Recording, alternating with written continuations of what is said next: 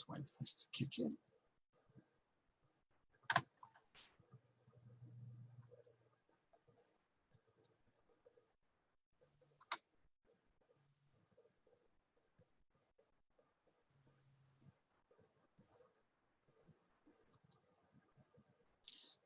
Okay, right, so Facebook Live is go. That's good.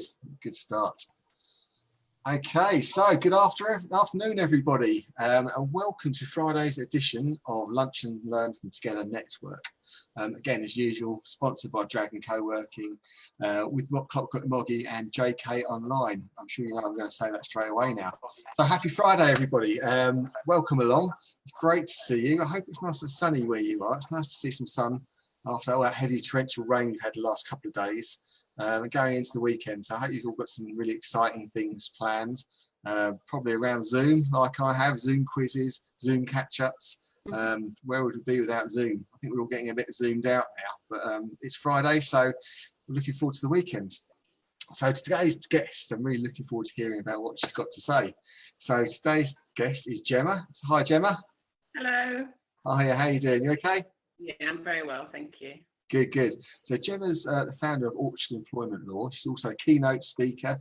I'm sure you've all heard Gemma speaking. She's a co-host on the Business Bunker 2, is it? Business Bunker Extra, yeah. Business Bunker Extra, almost got it right. So yeah, welcome along, Gemma. Great to hear you. So we're going to be talking about managing staff today during a pandemic, about how keeping staff working, how furlough works, about remote working. So I'm really interested to hear about everything Gemma's going to tell us on that. But Gemma, how have you been? You've been okay? Yeah, we've been well. Work-wise has been quite steady. Obviously, I'm still juggling other things such as dealing with not going outside too much and homeschooling and all the other things that everyone else is dealing with. So, Yeah. But yeah, so healthy, so we can't complain from that point. Right, yeah. So what are you loving and what are you hating about lockdown? I've gotten into TikTok, which is I didn't think it was my thing, but it seems like I've got a bit of a knack for it. So I'm quite enjoying TikTok. I'm enjoying the family time. I'm also not enjoying the family time. I'm finding myself, I mean, it's great, but I am finding myself needing like half an hour to myself. Like, yeah, that's it. You know, quiet time. I'm missing my family, I'm missing you guys, missing my friends. So yeah, it's definitely a mixed bag, isn't it? But I think what it has taught me is that I'm adaptable and that we're all adaptable. Because what we're 6 weeks in now, 5, 6 weeks in, and I suppose it is kind of the new normal for us. Cool. Okay, great. Thanks to Gemma. You might have to sit a little bit closer to your microphone. Actually, it's a little bit quiet. I know my speaker's a little bit quiet, but just in case. If anyone else have any problems hearing, just let me know. Okay, so if anyone's got any questions, please just drop them into the comments book on Facebook Live. We've got your fellow Orchard Employment Law guy here. Natalie's also joined us as well on Zoom, I've noticed. Okay, so Gemma, I'll hand it over to you and take it away. Yeah, so tell you a little bit about myself if you don't know me. So my name is Jemma Haynes, which is a bit of a mouthful. And I started Orchard Employment Law. It's actually our 5th business birthday this month, and I really wanted to have a big bang, but clearly we can't do that. So sometime later on, either this year or next year, we'll be looking at celebrating that. We really look at helping people, predominantly employers, with all sorts of things from HR to employment law. That can be anything through to contracts, day-to-day advice, settlement agreements, and tribunal representation. Although I always do say, if you come to us first, then you shouldn't end up in that position. So today I wanted to speak to you about managing staff through a pandemic, because that's what we're all doing. And a good friend of mine and I, we had a Zoom call a couple of weeks back, and she said to me, we're all in this together, but we won't all experience it the same way. And I think that's absolutely true, both in our professional and personal lives. We are all in this together, but we are all experiencing this in different ways. So today, what I'd like to do is to touch on some of those different ways in which we might be experiencing this as employers, as managers, and to give you maybe some tips and some hints as to how to deal with that. So there are 4 things that I'd like to touch on. One of them is, I know you might have heard too much about it so far, but one of them is furlough. So if you are furloughing staff, if you haven't done so already, or if you just want to make sure you did things right, or if you're thinking about doing it in the future, I'm going to touch on that for a little bit. I'm going to speak about managing staff remotely. So if you've still got some staff working, or all of your staff working, and they're working remotely because they don't have to be in the office environment, then I want to talk to you about that, and a little bit from my personal experience as well as my professional experience and advice. And I also want to talk to you about the essential businesses who they haven't got the option to either furlough or to have their staff working from home, because the nature of the business means that they still have to be in the nitty-gritty working, and how to manage your team then. And then if I've got a little bit of time, I'll talk about what we should do to prepare for going back, because we are going to go back at some stage. Granted, we don't know when that is, but even in the briefing, Boris Johnson did say that hopefully next week he will set out a plan as to how we're going to get the economy back on track. And whilst that might not be an immediate thing, it does mean that things are going to happen. So yeah, as Roland says, I do love Q&A. That's my favourite bit of any talk that I ever do. And if you have got some questions, do drop it into the question box, and I'm sure Roland will pick those up for me to answer at the end. So furlough. Up until, I don't know, maybe 5 weeks ago, nobody had heard of this term. So what is it? And it is an Americanized term, to be fair. In this country, we tend to refer to furlough as layoff. But when we say layoff, people tend to get worried. They tend to think that they've lost their job in its entirety. So furlough or layoff, you can use the terms interchangeably. It's to not have you coming into work, not have the staff member coming into work, so they don't work. They continue with all of their employment rights apart from pay. So with layoff, traditionally that could be no pay at all apart from guarantee payments, which is about £30 a day, and a maximum of 5 days in a 3-month period. So not a lot of money. But the government wanted to help both businesses and employees to remain together by offering them this 80% coronavirus retention grant. So that's what we are referring to at the moment. In order to do that, though, you still do have to follow the employment laws, and they've made that quite clear. So if you want to lay people off, there are 2 ways in which you can do it if you haven't done so already. And if you have done so, make sure you've done it correctly. And you can either do that if you have the contractual right to do so, or you can do it by negotiation. So you can either, if it's in your contract that you can lay people off, then you can do that. Obviously, send them a letter. We still want to keep our rapport and our employer brand. I was listening to Carrie from Clockwork Moggy's Lunch and Learn the other day, and she was talking about brands then, and your employer brand is important. It's all part of that brand. Treating your staff fairly and as you would want to be treated, really. So you send them a letter and you notify them that they are going to be laid off, if that's contractual, and you tell them why you have the right to do so. If you don't have the right to do so, then it's fine. Also, you can negotiate with your staff and you can say to them, this is the situation. Everybody knows the situation, but this is the situation. And because of that, we're asking you to take a pay cut of 20%, 80%, the 80% coronavirus retention grant. You do have the option, if you want to top that up, you could top it up by 5%, or you could top it up to the full 100%, but you don't have to. It's a matter for you to decide. It's really important as well that you let them know what that means, and there are some rights that staff have. I've come across a few companies recently who didn't know that they had to tell their staff that they have the right to be made redundant if this goes on for an extended period of time. And that period of time is if they're furloughed or laid off for 4 consecutive weeks, or for 6 weeks within any 13-week period. It doesn't mean that you have to make them redundant, but if they come to you and say, actually, this is going on for a bit of a while now, then they have the right to request redundancy, and you would then need to accept. So that's something as well to just be aware of. In terms of furloughing your staff, you don't have to furlough all of them. You can rotate them. You can do some of them. You could do not some of them. For this coronavirus retention grant scheme, you have to furlough for a minimum of 3 weeks at a time.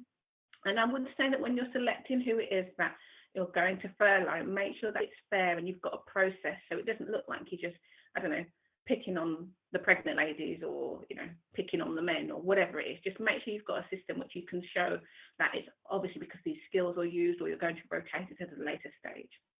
So yes, that's what we need to think about. When the scheme ends, you'll need to think about what we do then, because we don't know that the government's going to carry this on forever, and indeed they probably won't. So we need to think about, when the scheme ends, are they going to go down to zero pay, or are they going to go, either they're still under that 80%, or then what? Will you need to make redundancies? Because the truth is, even when we get back to sort of business as usual, going back in the office, the economy might not bounce back immediately to the way it was before. And we've already heard about British Airways saying that they're going to think about making like 12,000 staff members redundant, and that's because they're looking forward and thinking that realistically there's no way they're going to get back to their pre-COVID-19 sales. So do have a think about that, and if you need to make redundancies, you can do. You don't have to wait until this scheme ends. It's totally a matter for you. So that's a little bit on furlough. I'm not going to dwell on that too much, because I think that most of the people who were going to do furlough have already done so in the last 5 weeks, or at least since the government mentioned it mid-March. In terms of remote management, though, some people, like myself, are managing a whole team remotely. And this is different. We've always, still speaking about Orchard employment law, we've always had an element of remote working. There's a standard joke in the office about how much I'm not in the office. I'm always working. Don't take that to mean that I haven't got a work ethic. But, I am either sometimes working from home. I prefer that sometimes. Sometimes I'll be out visiting clients. Sometimes I'm representing clients in tribunal. So we've always had an element of remote working. And one of my staff members, Lucy, she has always worked from home 2 days a week because it suits her and it suits us. But this isn't the same. This isn't the same. And I think you'll agree with me. This isn't the same as normal working from home, because we're not really set up for this. You're not having that physical contact, which is important. We kind of didn't have choice. We might not have had an opportunity to prepare as we wanted to. So you might not have a desk in place. You might not have your comfy chairs in place. You might not have all of the systems and processes set up for that. And we're speaking of that in terms of the health and safety. It's really, really, really important that you still look after the health and safety of your team, because we're still responsible for them. And even if we weren't responsible for them, one would hope we'd still care about them. So one of the things you can do, it's really simple and easy and free, in this time it's good when we're hearing that some things are free, is you can ask your staff to complete a desktop display screen equipment survey, so display DSE. If you type that into Google, it will take you to some health and safety pages, and you can get your staff to fill that out and send it to you. That looks at how they're sitting, whether their screen is in the right place. And it's really important that you do that, and you can keep that on record as well, which will help with some liability if there is any in the future. In addition to that, you want to be reminding your staff to be taking breaks, because we have a tendency to keep working when you're working from home. You have a tendency to work through your lunch break, to work until it's dark, because it's not your normal working environment. So, just remind your team members, remind yourself as well, look after your own health and safety, how important it is to take those breaks away from the screen and to have lunch, to drink water. And talking to myself definitely then, but I don't drink very much water. Those of you who know me know that. But it is really important to keep on top of those health and safety things. And then to remember that, because this isn't the same as usual, your staff members and yourself, you're probably in a different situation where your house is full. It might have children in there, whether they're grown-up children or young children. You might have partners there. You might be living with parents or siblings. And this isn't the usual environment. Normally, if you're working from home, it might just be you in your little office.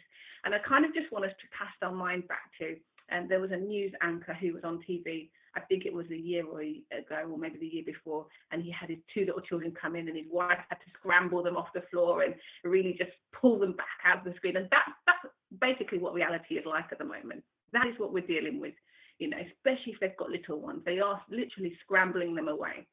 So what I'll say is try and be flexible where possible. You might find that your team members, they work better early in the morning, they work better later at night. But of course, this does have to go along with your business needs. So you might say, well, there's no point in them working from 3 in the morning till 9 when my clients aren't available and they need to speak to them. And again, that's perfectly reasonable. But there might be some element of their job that they can slide just for a temporary period, and you'll find that you get more productive time out of your team members. But consult with them, ask them what would suit them, give them options, and work with them that way. And yourself as well. You know, I'm finding that I'm doing sort of most days, but then picking back up in the evening on the things that I haven't been able to do. So that's something to really think about as well, in terms of having people around. That being said, though, we're all running a business, and if you're fortunate enough to continue your business through this time, then you need to be doing the very best you can. You know, again, referring back to Clockwork Moggy's presentation there, Lunch and Learn, your brand is really important. It's not just your logo. People remember you for the things you do, and they'll also remember you for the slip-ups and the mistakes. So that's why I say, let your clients know that you're working from home. Let them know that they might hear somebody in the background. That being said, you might hear my daughter in the background. She's upstairs at the moment playing. But also remind your team members how important it is now that they give the very, very best service. And I'm sure you do that anyway. But at the end of this, people will remember if something didn't go as it should have done. So really just keep on top of that. It's not an excuse to have substandard work or to not spend any time working. That's not an excuse. That's not what I'm saying. I'm saying to be approachable and to be understanding, but also to keep on top of that management as well. And that means that you may have to still, you know, give regular feedback, and I mean positive feedback as well as the not so positive feedback. But it also means that you may have to go through disciplinary or capability procedures. Hopefully not, but do keep that in the back of your mind that you may have to do that if things are not improving through an informal basis. Again, set expectations. So be realistic with the expectations. You're probably not going to get the exact same output, but set expectations. You do expect things to be done, and set a plan. You know, I've said I'm not really a planner in the such. I don't really like writing things down in that way, but I am learning that I have to plan things the day before, to communicate to my staff so that they know what they're doing, because again, now more than ever, they need strong leadership and direction, and they're watching at the moment, so I have to be careful. I try my best, okay, I may fail at times, but I try my best to provide that, because with these uncertain times, everyone needs to feel secure, and they need to know what the routine is. They need to feel secure. And so for me, what has helped is having daily meetings, because we're not having that physical contact. Before, when we were working remotely, sometimes a phone call would suffice, but now I try every day to make sure that we have a Zoom call. It might only be 10 minutes, but it's just helping to continue with those personal and professional relationships. I always start, you know, with how is everybody? How are you? It's genuine. I really am interested. And then then we go on to, okay, right, this is what happened yesterday. We did a recap, and this is what we're expecting to happen today. That being said, do you realize that plans might not go to plan? Sometimes stuff happens, you know, sometimes it just doesn't go to plan, because we're dealing with all sorts of things. You may have, and I hope you don't, but you may have staff dealing with bereavement. You may have staff dealing with, I don't know, maybe a flood in their house or something going on. And so sometimes it just won't go to plan, and be prepared for that. Don't beat yourself up about it. Don't beat your staff up about it. And just realize that sometimes it won't go to plan. I really think it's important to manage stress as well, manage your own stress.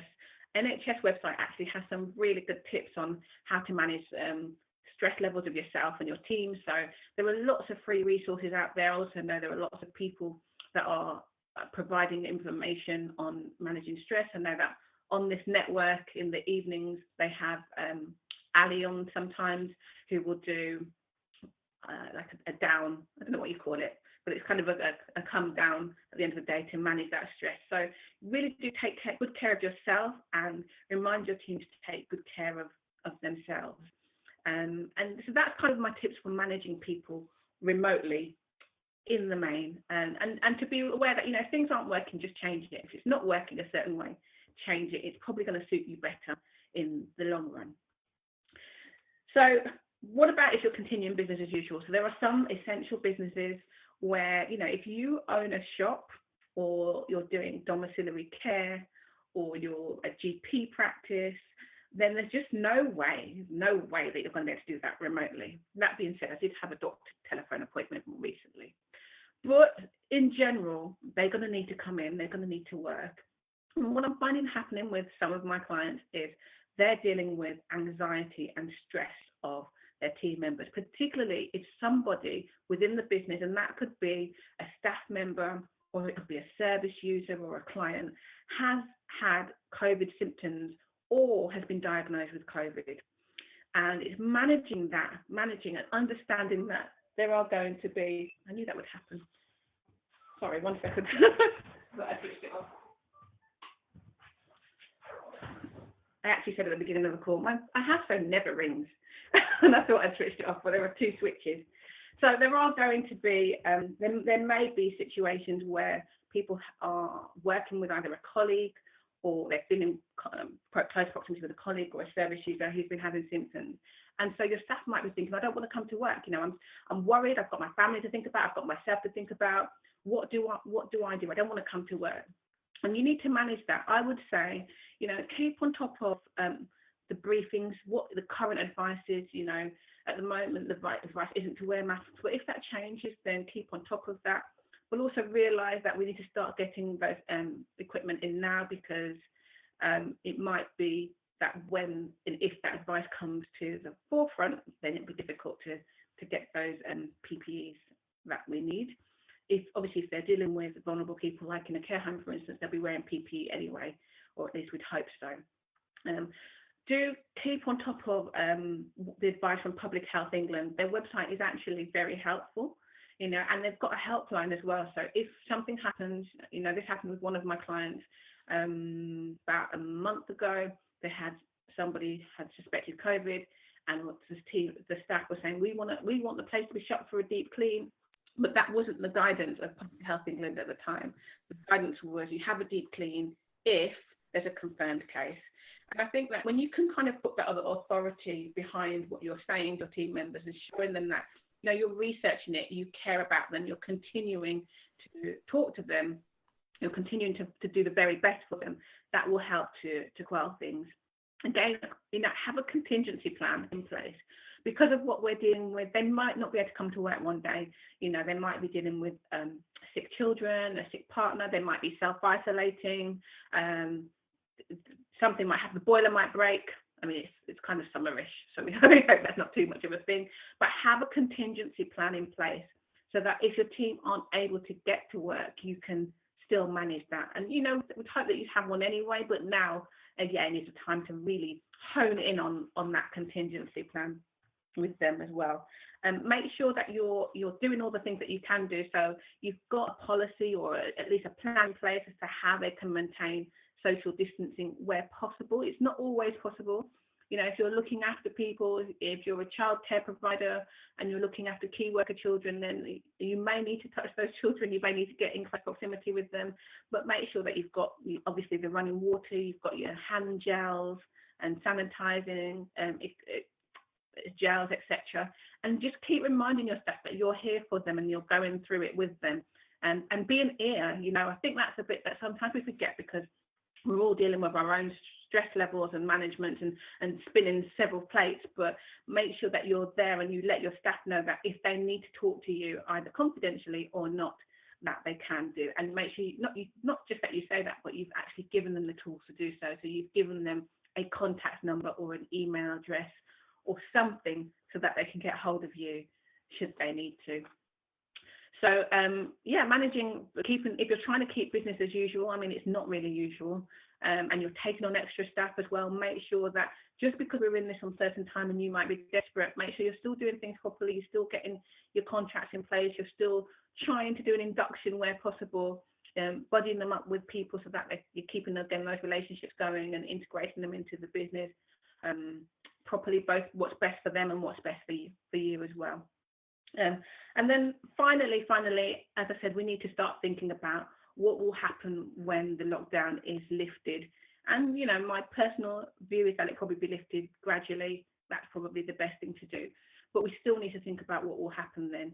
You know, it was really pleasing to hear Roland say the other day that he was in Dragon measuring up the desk to make sure that, you know, he was preparing for what will happen when we get back, what's 2 meters apart, putting in screens if you've got an open workplace plan, making sure you're now stocking up on your sanitizers, your hand gels, your telephone wipes. You know, the telephone is definitely probably one of those places where we pick up the most germs. And if you're sharing telephones, make sure they're being wiped regularly and you've got the things to do so. Your keyboards, will people be able to, if you're hot desking and you can stop hot desking, maybe have fixed workspaces just for now, just for the period of time while we're getting through this pandemic.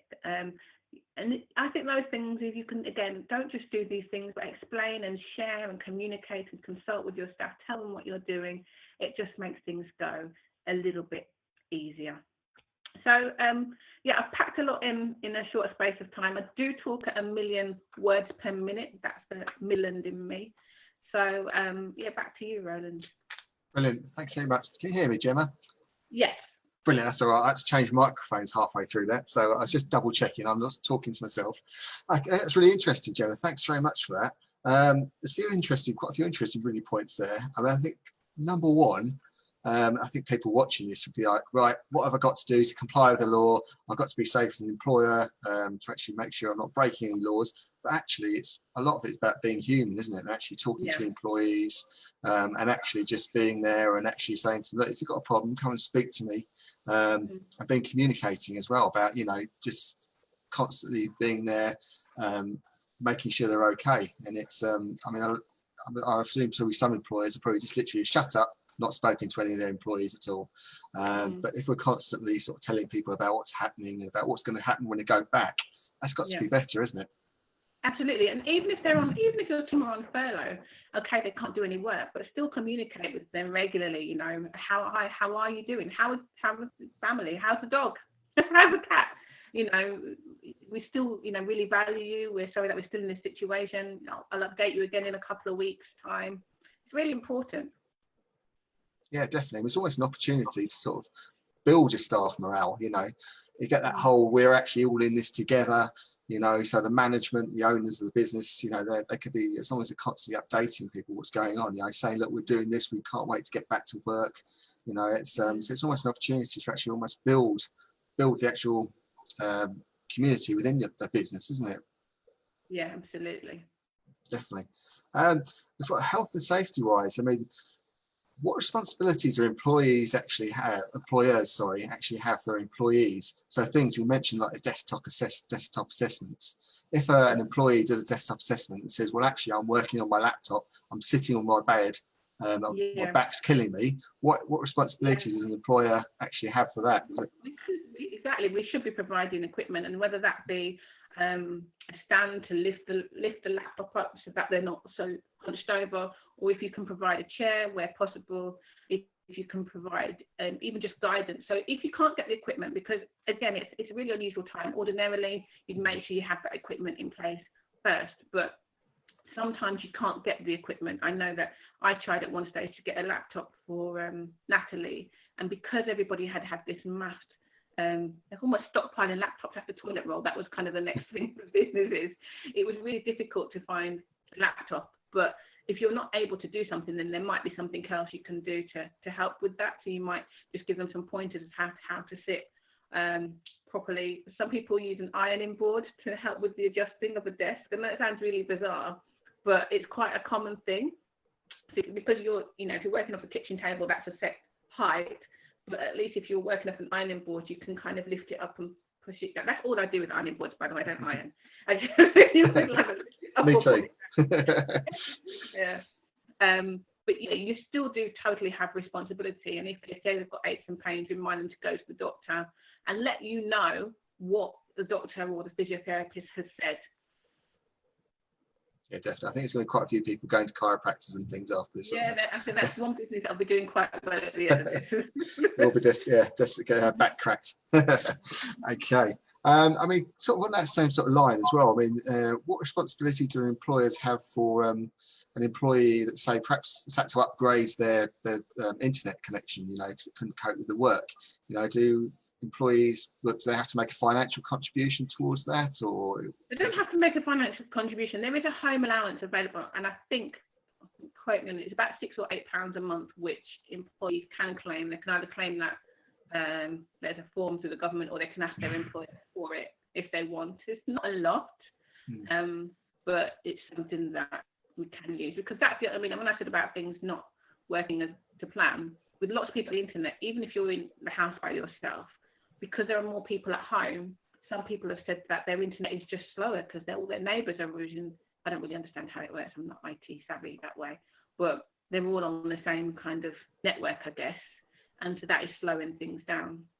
But you're not at this stage, because it's unusual, you're not necessarily having to pay, I don't know, £20 a month towards the internet. But if it was a permanent thing going forward and it was full time, then yes, you would have to contribute towards it. I think again it's communication, isn't it? It's just it's a bit of give and take on both sides, you know. The money, extra money they're paying on the internet are probably saving on their actual travelling costs and things like that, and you know, so it's buying lunches and things. So it's got a bit of give and take, you know, to get through this time. Carrie's just sent a question in. She says, I know some bosses, not myself, she says, are having trouble with furloughed staff and non-furloughed staff. The non-furloughed staff are feeling a bit hard done by, and I think they still have, as they think they still have to work for their money. What would you suggest for this?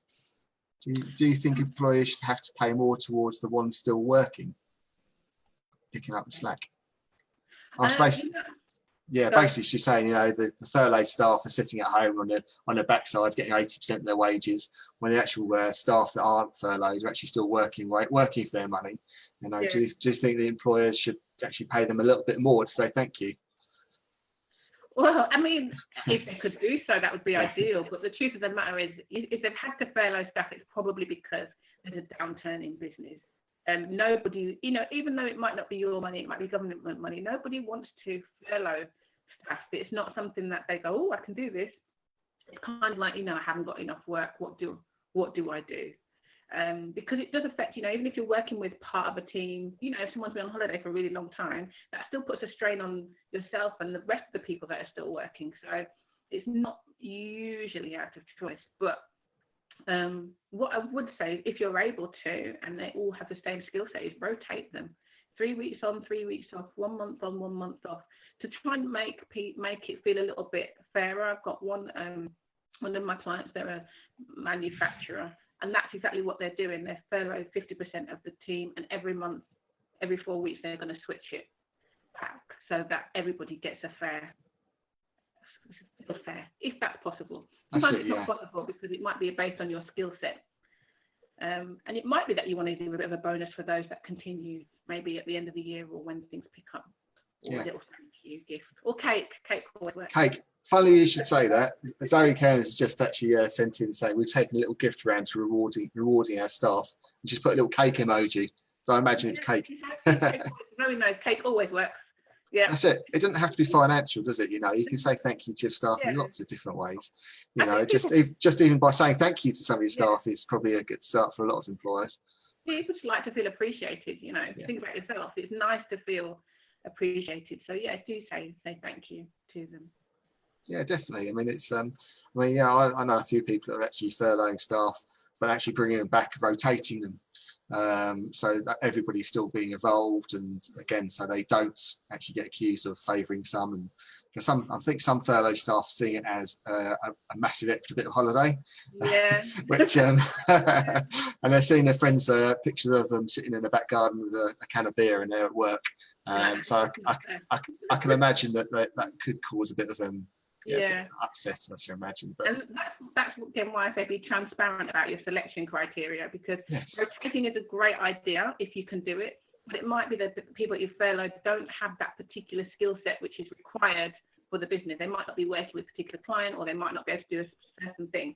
So, you know, if you make it clear that it's because of this, that's the reason, again, it makes those ones that are still working feel valued, and the ones that are not, that are furloughed, think, oh great, 80% for drinking beer, or whatever it is they're doing. Definitely, yeah. Zoe Cairns just confirmed it was cake. Yeah.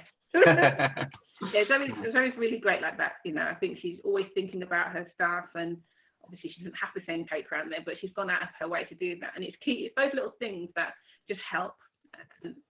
And my team are probably thinking, "Where's my cake?" But no, one's in Whitstable. It's way too far. I wouldn't want to do that.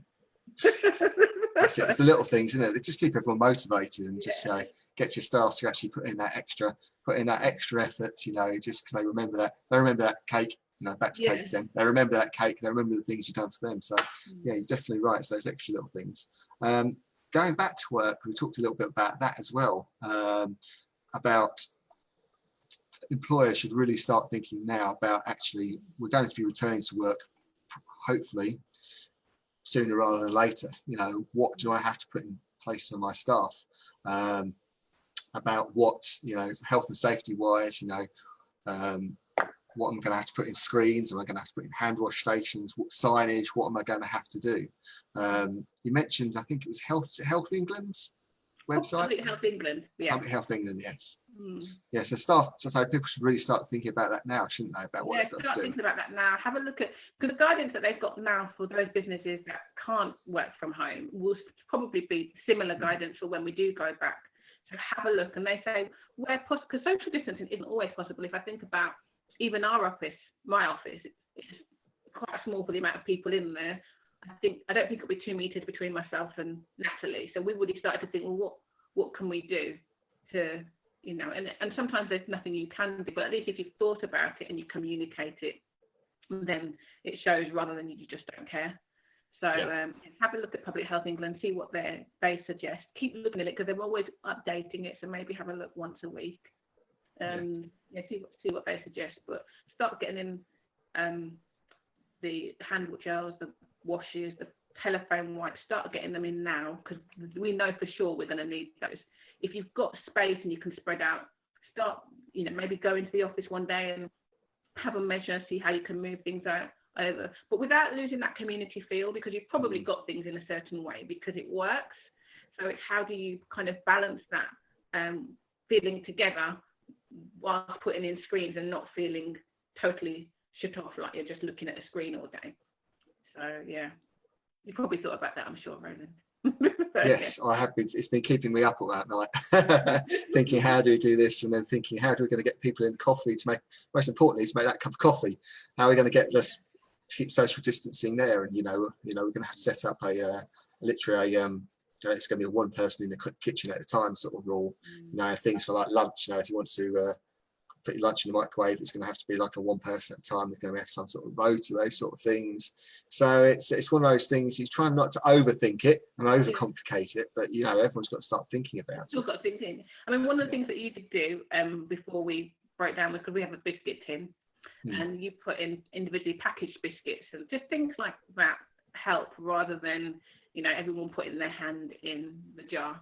Yeah, I'm sure it will clean, but it just makes you feel better to know that your biscuits have been wrapped rather than all together. So yeah, I think it's good as well. You can when you go into your office, just walk the office and actually look around it and look at all the touch points where people are going to be touching, where you can try and reduce that as much as possible by holding doors open and things like that, and you know, just moving desks slightly, taking out seats here and there.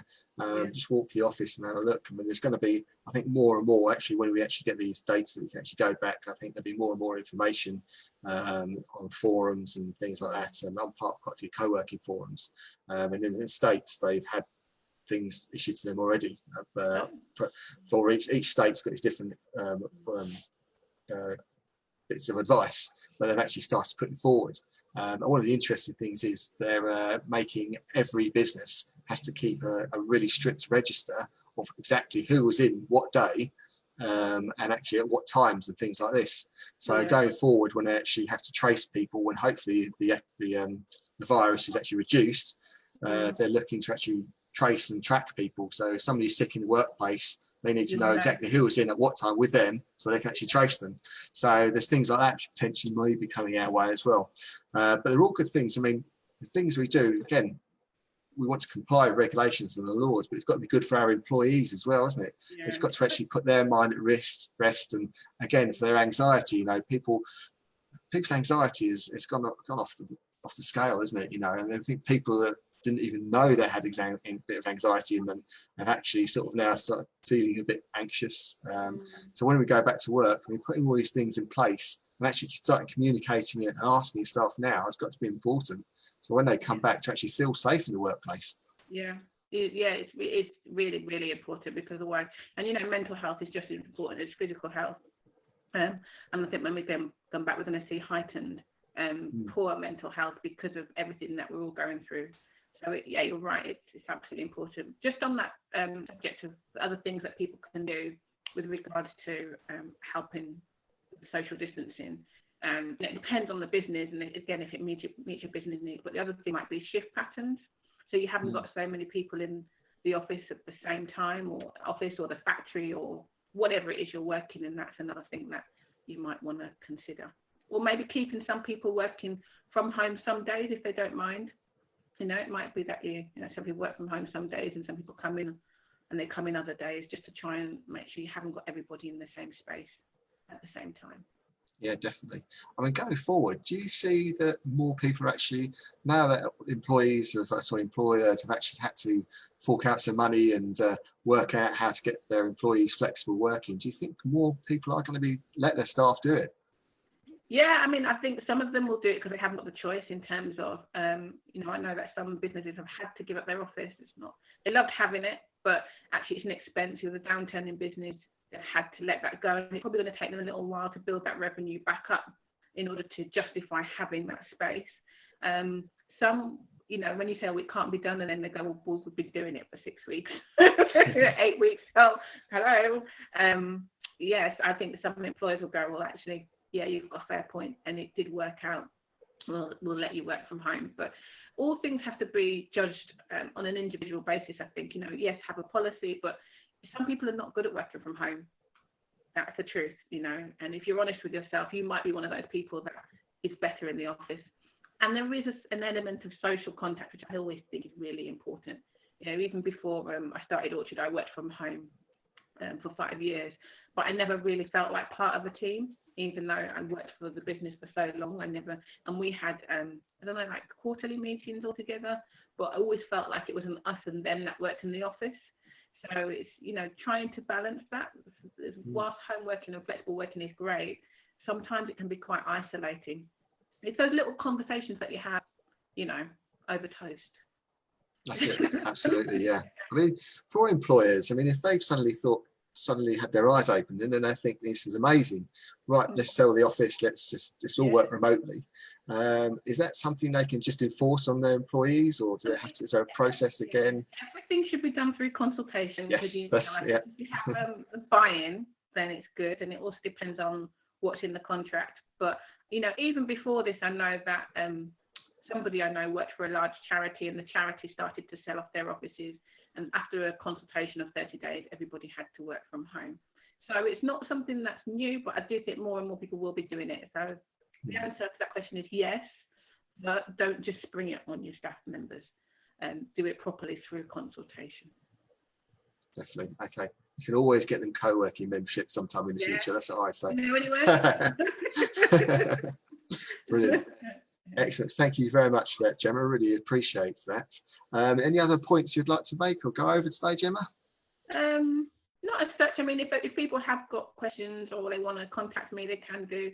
Can email me at info@orchardemploymentlaw.co.uk or follow Orchard Employment Law on any of our social medias: Facebook, Instagram, Twitter, LinkedIn, or even myself on LinkedIn. So yeah, unless there are any more questions, I think that's it from me today. Brilliant. Thanks so much, Gemma. That's really helpful. You got in there with all your social links. That's what we like straight away. As if I do a radio show. It is, yes. You're a professional. Unlike me, I'm an amateur in this sort of thing. Brilliant. Right, thank you very much for that, Gemma, and thank you very much for everyone joining us today. That's right, Carrie, it was a shameless plug she just put on the Facebook page. But thanks so much, everybody, for joining us today. We're back on Wednesday with David Breaker, who's going to be talking about healthy eating in lockdown. So I'm convinced that literally everyone's going to come out of here either much fatter or much fitter. You know, there's You know, there's either everyone's ever doing their Joe Wicks PE at 9 o'clock every morning and eating really well, or they're literally just raiding the fridge at every hour of the day. I'm definitely falling in that. Yeah, I'm raising that fridge every hour. Don't tell Ross. I shouldn't say that.